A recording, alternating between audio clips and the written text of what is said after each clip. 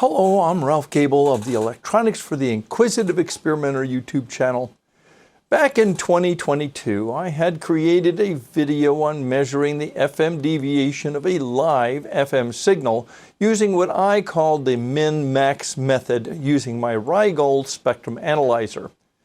Since then, the way awesome tinySA handheld spectrum analyzer has become popular.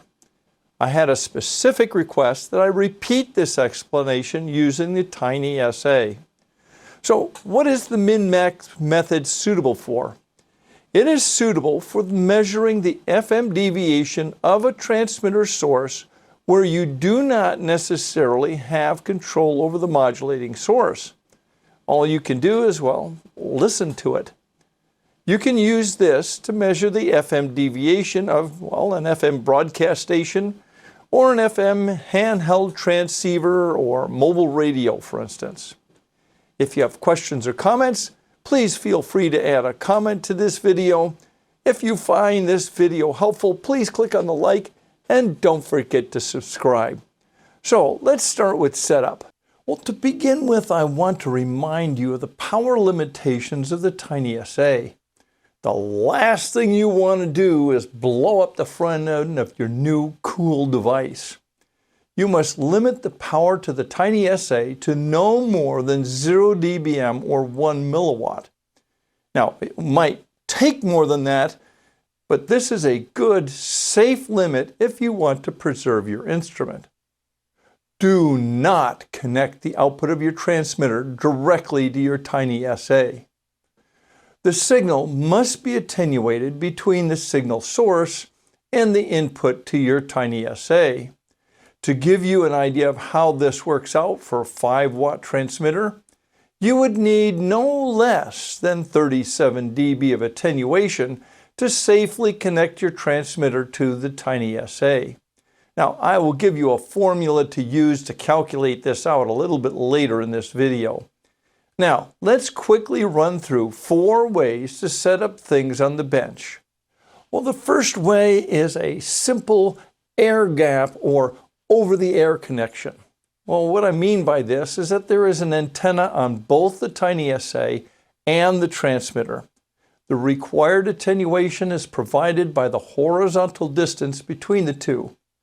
The greater the distance between the transmitter and the tinySA, the higher the signal attenuation. So you ask, how far away do you need to be? Now this depends on frequency. So for instance, a 5-watt transmitter at 146 megahertz. Your transmitter would need to be somewhere around 39 feet or 12 meters away to achieve 37 dB of attenuation. This, according to the formula I found on the everythingrf.com website, and 0 dB gain on the 2 antennas. At 446 megahertz, it gets a bit easier. You would only have to be about 13 feet or 4 meters away. As you can see, this could get quite cumbersome and impractical. But if you do decide to do it this way, then 2 things must be true. The first is that you're transmitting on a frequency that is legal for you to transmit on given your license. And the second is that you must properly identify yourself according to the requirements of your regulatory agency. In the United States, that is the Federal Communications Commission, or FCC. The downside to this is the signal level consistency, which could affect the accuracy of the measurement. Any changes in distance or environment between the transmitter and the tinySA will change the signal level. Well, the second way is similar to the first. It is still an air gap method, with the difference being that the transmitter is connected to a dummy load and the tinySA sports an antenna. This way, the tinySA is only hearing the signal leakage from the dummy load. There's no possible way to codify the distance required between the dummy load and the tinySA's antenna, as every dummy load is different. If you choose this method, Then start out some distance away from your tinySA, and then slowly move closer until the displayed signal is of sufficient level, maybe, I don't know, minus 10 dBm. This method has the same downside as the first. In order to achieve the best accuracy, the dummy load that the transmitter is connected to and the tinySA must remain at the same distance and have the same environment. That all has to remain unchanged, as this also can change the signal levels. For most people who do not have any of the equipment that methods 3 and 4 require, this is a preferred method. Well, the third way is the power attenuator method. Now, there are attenuators out there that are designed to take higher power levels, such as a transmitter's output, provide a proper match to the transmitter, and a much lower power level on their output for your tinySA. They dissipate all of that extra power in the form of heat. These are through-type devices, as you can see here. You can calculate the minimum attenuation required with this formula. Minimum attenuation in dB is equal to 10 times the log to the base 10 of the power in, that's the output power of the transmitter, times 1,000. So, for a 50-watt transmitter, we would have that the minimum attenuation in dB would equal 10 times log to the base 10 of 50 times 1,000, meaning that we need no less than 47 dB. Note, this is the minimum attenuation. If it were me, I'd shoot for at least 50 dB. Well, the last method is what I call the sampler method. In this case, the transmitter's power passes through the sampler device to a dummy load. The sampler listens to the RF as it passes by. The attenuation between the transmitter and the sampler output needs to adhere to the same requirements as the power attenuator. This is the one that I will use here. The advantage of methods 3 and 4 is consistency of signal levels unaffected by environmental factors. Now, let's get this set up on the bench. Well, here you can see my old and ancient dual band mobile rig. It is rated at 5 watts output on low power, which is what I will use for this demonstration. Now, I need to make sure that the mobile radio's output is set to low power.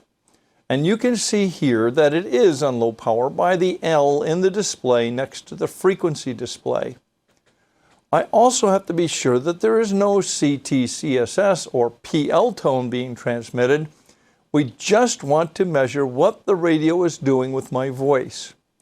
Now you can see that the tones have been shut off by the lack of text in this area. Now we need to calculate the minimum attenuation required for our test. We are going to be using 5 watts, so our formula looks like this. This means I need no less than 37 dB of attenuation. The sampler plug for my Bird inline watt meter provides about 50 dB of attenuation between the pass-through signal and the sample output. So I am good to go there. So what is my anticipated signal level at the tinySA? Well, 37 dB of attenuation would give me 0 dBm signal to the tinySA. But I will have 50 dB of attenuation, and this is 13 dB more. So I expect to see a signal of around minus 13 dBm. Now, let's hook things up. Well, I am assuming with the setup procedure that I'm showing here that we are starting from factory default startup. We will set the frequency-related stuff, define the required traces, set up the needed markers, and then set up the math for the traces. I will start by configuring the frequency limits. Now I'm going to be measuring the FM deviation of my mobile radio on a frequency of 146 megahertz, right in the middle of the US amateur radio 2-meter band.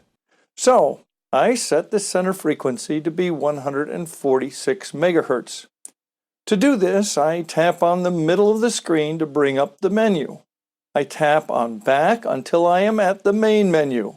Now I tap on the frequency menu item to bring up the frequency menu. I locate the center menu item and tap on that. Now I enter 1, 4, 6, and then tap on the M for megahertz. The next part of this is to set the span of our measurement. I tap on the center of the screen to bring up the menu again. The tinySA remembers that we were last on the frequency menu, and, well, so we are still. I locate the span menu item and tap on this. Now, here's an important note on this whole span thing. Unlike their totally analog cousins, the tinySA and its other digitally based spectrum analyzer brothers have a fixed number of samples across the span that you specify. The wider the span, the greater the distance between sample frequencies and the more coarse the measurement will be when we move the marker from sample to sample. Thus, we want to have a span that is wide enough to capture the entire bandwidth of the signal, but no wider. I am going to be measuring the FM deviation of an amateur radio 2-meter transceiver. For the deviation and signal bandwidth I expect to see from this radio, I will want a 25 kilohertz span. This means that I will enter 2, 5, and then tap on the K for kilohertz. Now we have to configure the resolution bandwidth, or RBW. For what we're going to be doing here, we want an RBW of 3 kilohertz. So you ask, what is this RBW business? Well, I have to point you to my video on Spectrum Analyzer Basics for that answer. There is a link up in the corner and down in the description for you. To set this, we tap on the center of the screen to bring up the menu. The tinySA remembers that we were last on the frequency menu. Locate and tap on the RBW menu item. Select 3 kilohertz from the pop-up menu. Now, we get to define our traces. So we are going to need 2 traces. We will configure one for a max hold and the other for a min hold. Now, when there are 2 traces, the tinySA will do one sweep for trace 1, and then one for trace 2, back to trace 1, and so on. The data that you see displayed on the screen is not simultaneous data. Now, to set up the traces. The first step is to turn on the required traces, and by default, trace 1 is already enabled. To enable trace 2, we tap on the middle of the screen to bring up the menu. Then tap on the back until we're back at the main menu. Locate and tap on the trace menu item. You will see trace 1 at the top of the screen. Tap on this trace 1 and then select trace 2 from the pop-up menu. Now we have the settings for trace 2. Tap on the enable menu item to enable trace 2. Now we get to configure our markers. We will need 2 markers to accomplish our task. If the menu is not displayed, tap on the middle of the screen to display the current menu. Tap on the back menu item to get back to the main menu. Now tap on the marker menu item to go to the marker menu. Tap on the Modify Markers menu item at the top of the menu. We begin on the Marker 1 Properties menu. Now we want this marker attached to the trace 1, which it is by default, but we do not want it to be in tracking mode. Tracking mode is where the tinySA will find the highest peak in the scan and automatically move the marker to that peak. To turn this off, tap on the tracking menu item to remove the check mark next to it. Now we have to set up our second marker. Tap on the Marker 1 menu item at the top. To enable the second marker, tap on the Marker 2 menu item. This brings up Marker 2 Properties menu. You see that this marker is already associated with trace 1 by default. tap on the Trace 1 menu item, and then the Trace 2 menu option in the pop-up menu. This assigns Marker 2 to Trace 2. Be sure that the tracking checkbox is not checked. Notice that the Delta 1 checkbox is checked. This means that the value displayed for Marker 2 will be the difference between the position of Marker 1 and the position of Marker 2. This will come in very handy when we make our measurement. But we're not done yet. We have to set up our measurement math. If the menu is not displayed, tap in the middle of the screen to display the current menu. Now tap on the back menu item until we're back at the main menu. Tap on the Trace menu item. I'm going to set up Trace 2 to be a max hold trace. Tap on Trace 1 at the top of the menu and select Trace 2 from the pop-up menu. Tap on the Calc Off menu item. This brings up the Calc menu for Trace 2. Tap on the Max Hold menu item. Tap on the middle of the screen to display the Trace 2 Calc menu. Tap the Back menu item to move back to the Trace menu. Tap on the Trace 2 menu item at the top. Select Trace 1 from the pop-up menu. We want Trace 1 to be a min-hold trace. Tap on the Calc Off menu item to go to the Calc menu for Trace 1. We will not enable min-hold until we begin transmitting. So we'll pause right here. We are ready to begin the test. To start the test, begin transmitting. Talking away. We need the signal to be modulated. Now don't stop transmitting until I tell you. While transmitting, tap on the min-hold menu option on Trace 1's Calc menu. Continue to transmit while watching the display. Keep talking and transmitting until the traces come to a place where they no longer show any appreciable change in shape. But don't stop transmitting yet. While continuing to transmit, tap in the center of the screen to bring up the menu again. Tap on Back twice, and then go up to the top of the main menu. Tap on Pause. Make sure the check mark actually gets there. You can tap into the middle of the screen. Now you can stop transmitting. And now we are ready to go and find out what our results are. Well, this is where we get to play with the cursors. You can see two cursors on the screen. We are going to have to move these around. There are two ways to move the cursors, both of which begin by selecting the cursor. You select the cursor by tapping on its little image on the screen. You can move the selected cursor left and right using the jog wheel at the top of the tinySA. Alternately, you can tap and drag the cursor using the stylus.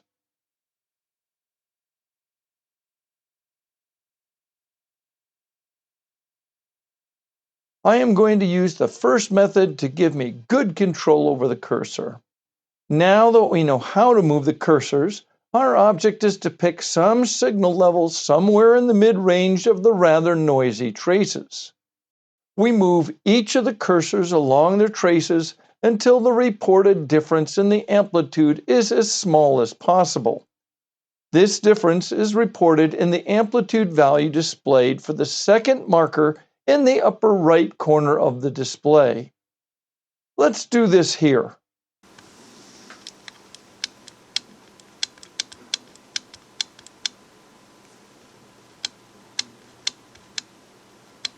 Now that we've accomplished this, we can read the peak-to-peak deviation in the difference or delta frequency value reported for the second marker.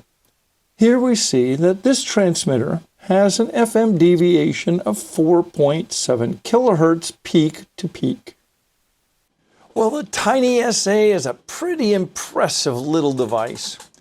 Using it, we successfully measured the peak-to-peak FM deviation of a transmitter using what I call the min-max method.